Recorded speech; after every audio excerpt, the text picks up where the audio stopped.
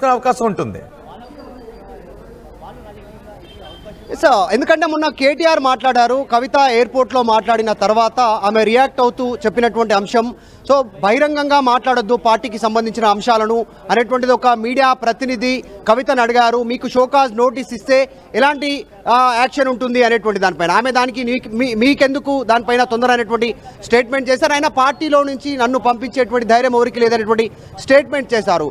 ఈరోజు కూడా నేను మాట్లాడకపోతే మొన్న లేఖ రహస్యంగా రాస్తే నేను మా తండ్రికి అది లీక్ చేశారు. ఈరోజు కూడా నేను మళ్ళీ రహస్యంగా చెప్పినా మళ్ళీ దాన్ని తిప్పి మళ్ళీ బయటకు చెప్పే ప్రయత్నం చేయొచ్చు, అందుకే ఉన్నది ఉన్నట్టుగా చెప్పే ప్రయత్నం చేస్తూ ఉన్నాను. నేను ముక్కుసూటి మనిషిని, ఉన్నది ఉన్నట్టుగా మాట్లాడతాను అంటూ కవిత మాట్లాడారు. సో ఆమె చాలా స్పష్టంగా కొన్ని అంశాలను మెన్షన్ చేశారు. పార్టీకి సంబంధించినటువంటిది ఇప్పటికైనా పార్టీలో ఉన్నటువంటి కోవర్టులను గుర్తుపట్టాలి, వారిని బయటికి పంపించాలి అనేటువంటి స్టేట్మెంట్. తర్వాత పార్టీ అంతర్గతంగా జరుగుతున్నటువంటి అంశాలు లీక్ చేస్తున్న వారెవరు, లీక్ వీరులు ఎవరు తెలియాలి, దానిపైన దృష్టి పెట్టాలి. ఈ వ్యాఖ్యలను ఆమె మెన్షన్ చేస్తూనే ఇంకా కొంచెం అడుగు ముందుకేసి మాట్లాడారు. పార్టీలో సింగిల్ లీడర్, ఒకే ఒక్క లీడర్ సుప్రీం కేసీఆర్ అంటూ మాట్లాడారు. సో వర్కింగ్ ప్రెసిడెంట్ గురించి కూడా మాట్లాడినప్పుడు ఒక విలేకరి అడిగినటువంటి క్వశ్చన్కి మరి వర్కింగ్ ప్రెసిడెంట్గా ఆయన కొన్ని కార్యక్రమాలు తీసుకున్నారు కదా అనేటువంటి స్టేట్మెంట్కి కూడా ఆమె సమాధానం చెప్పారు. వర్కింగ్ ప్రెసిడెంట్గా కేటీఆర్ని గౌరవిస్తాను అంతే అంటూ ఆమె ఫుల్ స్టాప్ చేశారు. సో ఓవరాల్గా జరుగుతున్నటువంటి పరిణామాలన్న ఒకవేళ షోకాజ్ నోటీస్ వస్తే ఎలా ఉంటుంది అనేటువంటి అంశం పైన కూడా కవిత మాట్లాడే ప్రయత్నం చేశారు. ప్రస్తుతానికి మాత్రం దానిపైన రియాక్ట్ కాలేదు. కానీ సో చర్చ అయితే సాగుతూ ఉంది. నన్ను పార్టీలో నుంచి బయటికి పంపే ధైర్యం ఎవరికి లేదంటూ స్టేట్మెంట్ చేశారు కవిత. అంటే కాంగ్రెస్ నాయకులతో మంతనాల గురించి కొన్ని మీడియాలో కథనాలు వస్తున్నాయి, పెద్ద ఎత్తున ప్రచారం జరుగుతుంది. దాని గురించి కూడా కవిత ఏమైనా మాట్లాడారా? కాంగ్రెస్ నాయకులతో టచ్లో ఉన్నారు, కొంతమంది ఎమ్మెల్యేలను తీసుకుని వెళ్ళాలని కవిత అనుకుంటూ ఉన్నారు. ఇటు బీఆర్ఎస్ బీజేపీలో విలీనాన్ని వ్యతిరేకించే కవిత బీఆర్ఎస్ బీజేపీ కంటే కాంగ్రెస్లో చేరాలని అనుకుంటూ ఉన్నారు అంటూ ఊహాగానాలు వస్తూ ఉన్నాయి. ఎగ్జాక్ట్లీ రెస్పాండ్ అయ్యారు. పత్రికా కథనాల్లో వస్తున్నటువంటి వార్తలు కాంగ్రెస్ నాయకులతో టచ్లో ఉన్నటువంటి వ్యాఖ్యలపైన ఆమె రెస్పాన్స్ అయ్యారు, మాట్లాడారు. చాలా స్పష్టంగా కాంగ్రెస్ పార్టీ దేశంలో రాష్ట్రంలో మునిగిపోయేటువంటి పడవ, దాంట్లోకి వెళ్ళాలని ఎవరు అనుకోరు, ముఖ్యంగా నాలాంటి దాన్ని నేను వెళ్ళను ఆ పార్టీలోకి అంటూ మాట్లాడుతూ రాహుల్ గాంధీ లాంటి ఒక నాయకుడు, అక్కడ బలం లేని నాయకుడు ఉన్నందుకే, బీజేపీని కట్టడి చేయలేని నాయకుడు ఉన్నందుకే బీజేపీ ఇన్నిసార్లు అధికారంలోకి వస్తుంది అనేటువంటి స్టేట్మెంట్ చేశారు. అలాంటి పార్టీలోకి నేనెందుకు వెళ్తానంటూ ఆమె చెప్పే ప్రయత్నం చేశారు. దానితో పాటు రాష్ట్రంలో అసలు రీజనల్ పార్టీ లేకుండా చేయాలనే కుట్ర కొనసాగుతుంది. అందులో భాగంగానే బీఆర్ఎస్ను బీజేపీతో కలిసిపోవాలనే ఆలోచన చేస్తూ ఉన్నారు. ఇది కరెక్ట్ కాదు. తెలంగాణ ప్రయోజనాల కోసం ఒక ప్రాంతీయ పార్టీ ఉండాలి, అందులో భాగంగా ముఖ్యంగా బీఆర్ఎస్ ఉండాలి, తెలంగాణలో తెచ్చినటువంటి పార్టీ అనేటువంటి స్టేట్మెంట్ చేశారు. సో ఈ కుట్ర నాయకులతో, బీజేపీ నాయకులతో మాట్లాడుతున్న వాళ్ళు ఎవరు, కాంగ్రెస్ పార్టీ నాయకులతో టచ్లో ఉన్న వాళ్ళు ఎవరు, మొదట పార్టీ గుర్తించాలి అనేటువంటి స్టేట్మెంట్ చేశారు. అసలు కవిత ఏం కోరుకుంటున్నారు? పార్టీ నుంచి కవిత ఏం కోరుకుంటున్నారు? ఎగ్జాక్ట్లీ ఆమె మొదటి నుంచి చెప్తాను, నేను వ్యక్తిగతంగా చేసినటువంటి కార్యక్రమాలు కూడా పార్టీ చేయలేకపోతుంది అంటూ స్టేట్మెంట్ చేశారు. తెలంగాణ ఉద్యమ సమయం నుంచి ఉన్నటువంటి, ఇప్పుడు తెలంగాణ తల్లి విగ్రహం మార్పు తర్వాత కానీ, తర్వాత కేసీఆర్కు నోటీసులు వచ్చినటువంటి అంశం కానీ, నియోజకవర్గాల్లో పర్యటన విషయంలో కానీ నేను యాక్టివ్గా ఉన్నాను జైలు నుంచి వచ్చిన తర్వాత కూడా అనేటువంటిది ఆమె చెప్పే ప్రయత్నం చేశారు. ఈరోజు చిట్ చాట్లో భాగంగా నేను పార్టీలో చాలా యాక్టివ్గా ఉంటాను, ముక్కుసూటిగా ఉంటాను, ఉన్నదే మాట్లాడతాను, వెనకాల ఒకటి ముందు ఒకటి మాట్లాడే వ్యక్తిత్వం కాదు, పదవులకు పైసలకు ఆశపడే వ్యక్తిత్వం కాదు, చాలా స్పష్టంగా స్ట్రైట్గా ఉంటాను, నేను మాట్లాడితే ఇలాగే ఉంటుంది అంటూ కూడా ఆమె స్టేట్మెంట్ చేశారు. నేను తిక్కదాన్ని, కేసీఆర్ లాగదానే, నేను కొన్ని విషయాలకు భయపడను, స్ట్రైట్గా సమాధానం ఇస్తాను అంటూ స్టేట్మెంట్ చేశారు. కేసీఆర్ కూడా తెలంగాణ సమయంలో ఇలాంటి నిర్ణయాలతోనే తెలంగాణ తీసుకొచ్చేలా దేశంలో ఉన్న రాజకీయ పార్టీలతో ఆయన వ్యవహారం నడిపారు. సో ఈరోజు కూడా నేను అదేవిధంగా నా వ్యవహార తీరు ఈరోజు మాట్లాడాల్సి వస్తుంది, నేను మాట్లాడితే ఇలాగే ఉంటుంది అంటూ మాట్లాడారు. ఒక ఆడపడుచు పైన, ఇంటి ఆడపడుచు పైన సోషల్ మీడియాలో చేస్తున్నటువంటి వ్యాఖ్యలను ఆమె మెన్షన్ చేసే ప్రయత్నం చేస్తారు. ఇది కరెక్టేనా అంటూ ఆమె మాట్లాడారు. సో చాలా స్పష్టంగా ఎవరు అడగలేదా మీరు ఇవన్నీ నేరుగా కేసీఆర్ దగ్గరికి వెళ్ళి మాట్లాడవచ్చు కదా ఒక కుమార్తెగా. మీరు కూడా అన్నారు ఒక పార్టీ ప్రెసిడెంట్గా రాయలేదు, కుమార్తెగా రాశాను, మా నాన్న హోదాలో రాశాను అని అంటున్నారు కదా. మరి మీరు నేరుగా వెళ్ళి ఎందుకు పరిష్కరించుకోవడం లేదు? లేఖలు రాయడం, ఇలా చిచ్చాట్లు ఎందుకు మాట్లాడుతున్నారని ఎవరు అడగలేదా?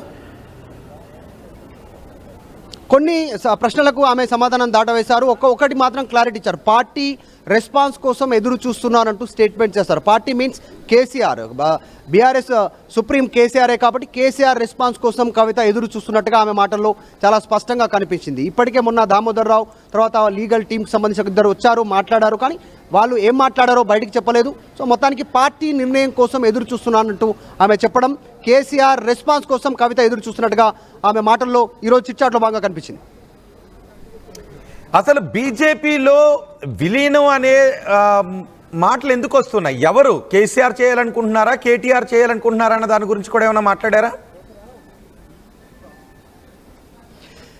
బీజేపీ నాయకులు చెప్తా ఉంది ఏంటంటే పార్టీ విలీనం ప్రక్రియ అంశం ఉందంటే కేసీఆర్ రెస్పాండ్ అవుతారు. పార్టీ విలీనం చేయాలంటే పార్టీలో ఉన్న నాయకులు నిర్ణయం తీసుకునే అవకాశం లేదంటూ బీజేపీ నాయకులు ఇందాక ప్రకాష్ రెడ్డి మాట్లాడుతూ ఆయన మెన్షన్ చేశారు. అది పక్కన పెడితే 5 అంశాలు ప్రధానంగా ఈరోజు చాలా ప్రధానమైనటువంటి అంశాలు ఫోకస్ అవుతా ఉన్నాయి. ఒకటి, బీజేపీ అధ్యక్షుడిగా ఉన్నటువంటి అప్పుడు బండి సంజయ్ని పక్కన పెట్టడం నెంబర్ 1. నెంబర్ 2 వచ్చేసి మొన్న జరిగినటువంటి పార్లమెంట్ ఎన్నికల్లో బలహీనమైన అభ్యర్థులను తెరపైకి తీసుకొచ్చి బీజేపీ అభ్యర్థులు గెలిచేలా చేశారనేటువంటిది. నెంబర్ 3, మొన్న జరిగినటువంటి ఎమ్మెల్సీ ఎన్నికలకు సంబంధించినటువంటి అంశంలో ఎమ్మెల్సీ ఎన్నికల్లో బీఆర్ఎస్ అభ్యర్థిని నిలపకపోవడం వల్ల బీజేపీ అభ్యర్థులు గెలిచేటువంటి అవకాశం. నెంబర్ 4, అదానీ అంశాన్ని పదే తెరపైకి తేవడం. ఎందుకంటే అదానీ అంశంలోనే రాహుల్ గాంధీ అటు బీజేపీని కార్నర్ చేశారు కేంద్రంలో. తర్వాత ఇక్కడ రాహుల్ గాంధీ నిర్ణయాన్ని పక్కన పెట్టి రేవంత్ రెడ్డి అదానితో ఒప్పందం చేసుకోవడం, ప్రాజెక్టుల విషయంలో కానీ 100 కోట్లు విరాళం ఇవ్వడం కానీ, ఈ అంశాన్ని ఎక్కువగా ఫోకస్ చేసి కాంగ్రెస్ని ఇరుకునబెట్టే ప్రయత్నం చేయడం. నెంబర్ 5, రీసెంట్గా అమృత్కి సంబంధించినటువంటి టెండర్ల ప్రక్రియలో భారీ అవినీతి జరిగింది రేవంత్ రెడ్డికి సంబంధించినటువంటి మనుషుల ద్వారా అనేటువంటి, అంటే కేంద్రం ప్రాజెక్టులోనే రాష్ట్రం కాంగ్రెస్ అవినీతి చేస్తుందనేటువంటిది అంశాన్ని తెరపైకి తీసుకొచ్చే ప్రయత్నం చేయి. ఇవి ప్రధానమైనటువంటి 5 అంశాలు. ఇంకా చాలా ఉన్నాయి చిన్న అంటే మరి మధు ఇక్కడ కవిత స్పష్టంగా ఏం చెప్పాలనుకుంటున్నారు? ఒకటి, బీజేపీలో విలీన కుట్ర జరుగుతోంది అని అన్నారు, వ్యతిరేకించానని అన్నారు. అంతేకాదు పార్టీ నుంచి నన్ను ఎవరు గెంటివేయలేరు, నేను పార్టీలోనే ఉంటాను అని కూడా మాట్లాడారు. సో ఇప్పుడు పార్టీలోనే ఉంటాను అన్న కవిత పార్టీలో నేనే సెకండ్ అని సంకేతాలు ఇవ్వాలని అనుకుంటూ ఉన్నారా? కేసీఆర్ తర్వాత ఆ స్థానం నాదే అనే సంకేతాలు ఇవ్వాలని అనుకుంటూ ఉన్నారా? బీఆర్ఎస్లో ఒక్కరే లీడర్ కేసీఆర్ అంటూ ఆమె చెప్పారు ఆ చిట్చాట్లో. సో ఇక్కడ ఆధిపత్య పోరు లేదు. కాకపోతే కవిత విషయంలో కుట్ర జరిగిందని గతంలో 20 రోజుల క్రితం బీఆర్ఎస్ పార్టీ ఆఫీస్లో ఆమె మీడియా సమావేశం తర్వాత మాట్లాడారు. ఈరోజు కూడా అదే మెన్షన్ చేసే ప్రయత్నం చేశారు. 20 రోజుల క్రితమే చెప్పాను నా పైన కుట్ర జరుగుతుంది అనేటువంటిది. ఎంపీగా ఆమె ఓటమి వెనకాల కొద్దిమంది ఎమ్మెల్యేలు ఆమెకు సహకరించలేదు అనేటువంటి అంశాన్ని కేసీఆర్ కూడా గుర్తించారు. కొన్ని రోజుల తర్వాత ఇదే అంశాన్ని మెన్షన్ చేశారు.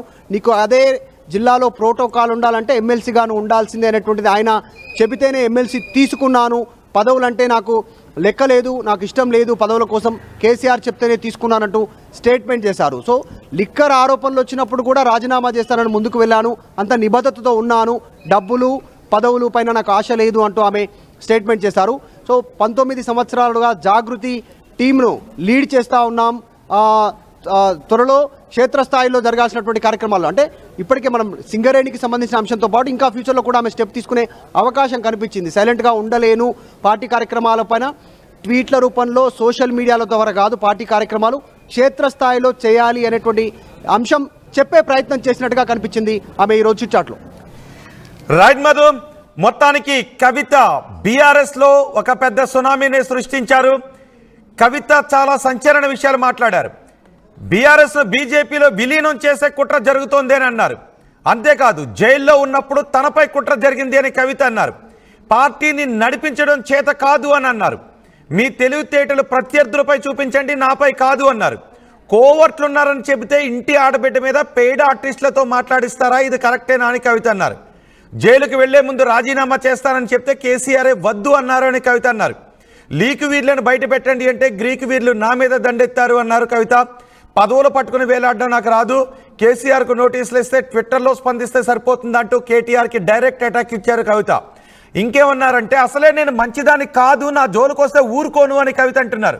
నాపై జరుగుతున్న దుష్ప్రచారంపై బీఆర్ఎస్ నేతలు ఎందుకు స్పందించడం లేదు అంటూ కవిత మాట్లాడారు. ఇంకొకటి, కేటీఆర్కి డైరెక్ట్ అటాక్ ఇచ్చారు. వర్కింగ్ ప్రెసిడెంట్గా చేయాల్సిన పనులు ట్విట్టర్లో చేస్తే సరిపోతుందంటూ కేటీఆర్ను ఉద్దేశించి మాట్లాడారు. నా పార్టీ బీఆర్ఎస్, నేను బీఆర్ఎస్లోనే ఉంటాను, నన్ను బీఆర్ఎస్ నుంచి బయటకు పంపించే సీను ఎవరికి లేదు అని కవిత అన్నారు. కాంగ్రెస్ మునిగిపోయే నావా అన్నారు కవిత. బీఆర్ఎస్లో ఒక్కరే నాయకుడు కేసీఆర్ అని కవిత అంటున్నారు. ఇంకెవరి నాయకత్వాన్ని నేను అంగీకరించను అన్నారు. అంటే ఇక్కడ ఈ విషయాన్ని మనం చూడాలి.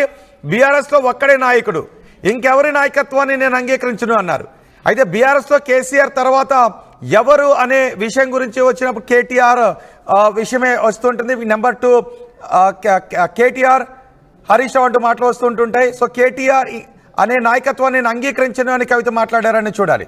బీఆర్ఎస్లో ఒక్కరే నాయకుడు, ఇంకెవరి నాయకత్వాన్ని నేను అంగీకరించను అంటూ ఉన్నారు. అంటే కేటీఆర్ నాయకత్వాన్ని నేను అంగీకరించను అని కవిత అంటూ ఉన్నారు. బహుశా సెకండ్ ప్లేస్ నాదే అనే సంకేతాలు కవిత ఇస్తూ ఉన్నారనే విషయంపై కూడా చర్చ జరుగుతుంది. నాకు వెన్నుపోటు రాజకీయాలు తెలియవు అంటున్నారు. మరి బీఆర్ఎస్లో ఎందుకు కవితకు వెన్నుపోటు పడాలని అనుకుంటున్నారు, బీఆర్ఎస్లో ఎవరు కవితకు వెన్నుపోటు పడాలని అనుకుంటూ ఉన్నారు అనే విషయం గురించి కూడా ఇప్పుడు చర్చ జరుగుతుంది. అలాగే కాంగ్రెస్తో రాయబారాలు నాకు అవసరం లేదు అని కవిత అన్నారు. లేఖ గురించి కూడా మాట్లాడారు. చాలాసార్లు లేఖ రాశాను, ఈసారి నాన్నకు రాశాను లేఖ, మై డియర్ డాడీ అంటూ రాశాను. ప్రతిసారి లేఖలు చూడగానే చించేసేవారు నాన్న, కానీ ఈసారి లేఖను చించలేదు, అదే నా కర్మ అంటూ కవిత మాట్లాడారు.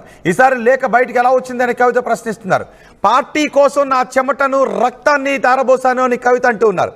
పార్టీలో ఒక్కరే లీడర్, అదే కేసీఆర్, ఇంకెవరు నాయకత్వాన్ని నేను అంగీకరించను, పార్టీ కోసం నా చెమట రక్తాన్ని ధారబోసాను అని కవిత అంటూ ఉన్నారు. అంటే నెంబర్ 2 స్థానం నాదే అనే సంకేతాన్ని కవిత ఇస్తూ ఉన్నారనే చర్చ కూడా జరుగుతుంది. ఇక్కడ మరీ ముఖ్యంగా మాట్లాడుకోవాల్సిన విషయం, గతంలో ఆర్టీవీ ఏదైతే చెప్పిందో ఆ విషయాన్ని కవిత ఇక్కడ చాలా గట్టిగా చెప్పారు, సూటిగా చెప్పారు.